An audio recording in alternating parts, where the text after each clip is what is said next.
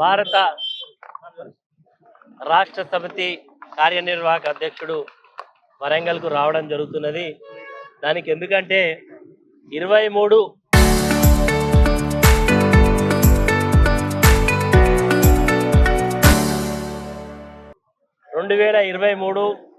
మే 6వ తారీఖు నాడు ఆనాటి కాంగ్రెస్ పార్టీ ఈనాటి కాంగ్రెస్ పార్టీ మరి నాయకుడు అదేవిధంగా నేటి ప్రతిపక్ష నాయకుడు రాహుల్ గాంధీ గారు వరంగల్ ఆర్ట్స్ కాలేజ్ గ్రౌండ్కి వచ్చి రైతు డిక్లరేషన్ అని చేపట్టిండు.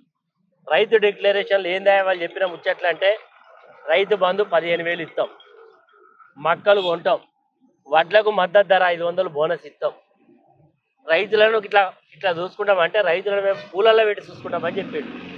23 అయిపోయింది, 24 అయిపోయింది, 25 అయిపోయింది, 26 3 సంవత్సరాలు అయింది.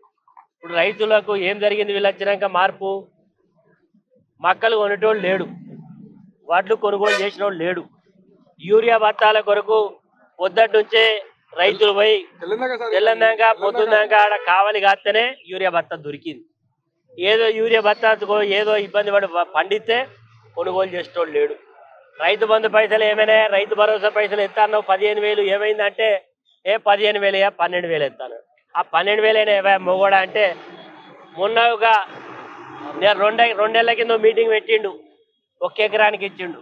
మొన్న కాళేశ్వరానికి వచ్చిండు, కాళేశ్వరానికి వచ్చి ఆ ప్రాజెక్టు చూసినట్టు చేసి కాటారంలో మీటింగ్ పెట్టన్నాడు, ఎకరానికి ఎత్తాడు. అంటే కేసీఆర్ గారు మొత్తం రైతులకు ఒకటేసారి వారం రోజుల పట మెసేజ్లు వచ్చాయి. టింగు టింగు టింగు టింగులు మోగేది. నీ ఫోన్ మోగిందా నా ఫోన్ మోగిందా చూసుకునేది, బ్యాంకులో పోయి టంగున పోయి పైసలు తెచ్చుకునేది. మరి ఈయన వచ్చినాక ఏంటంటే టింగు లేదు, టంగు లేదు, పైసలు వేసులు లేదు, ప్రచారాలకే పెద్ద ప్రాధాన్యత. అసలు ఏం కూడా పట్టింపు లేకుండా రైతుల విషయంలో నిర్లక్ష్యంగా వివరిస్తున్నది. కాబట్టి రైతులను మోసం చేసినందుకు ఒకసారి గుర్తు చేయడం కొరకు వరంగల్లో రైతు డిక్లరేషన్, రైతులను మోసం చేసినందుకు మోసపడ్డ రైతుల పక్షాన భారత రాష్ట్ర సమితి ఉందని తెలియజేయడం కొరకు రేపు మేము వరంగల్లో 6 నాడు పెద్ద ఎత్తున మరి రైతులతోటి ధర్నా చేయబోతా ఉన్నాం. కాబట్టి రైతులందరూ కూడా పెద్ద ఎత్తున పాల్గొని ఆ యొక్క సంఘీభావం తెలియజేసి ఈ ప్రభుత్వం మెడలు వంచాలి. ఎందుకంటే రుణమాఫీ చేస్తామన్న 2 లక్షలు అయినా అదే రుణమాఫీ ఎవరికి రుణమాఫీ కాలే. అదొక పెద్ద ప్రయాస, పెద్ద బోకస్. ఈ ప్రభుత్వమే ఒక బోకస్, ప్రజాపాలన కాదు. ఇది ఒక దౌర్భాగ్య పాలన, అసమర్థ పాలన, చాటగాని పాలన, ఇది దద్దమ్మ పాలన. దద్దమ్మలు ఉంటేనే గిట్లుంటుంది. కాబట్టి రైతుల పక్షాన మా యొక్క నిరసన తెలియజేయడానికి చేస్తున్నాం. అందరూ కూడా రావాల్సిందిగా ఈ సందర్భం కోరుతున్నాం.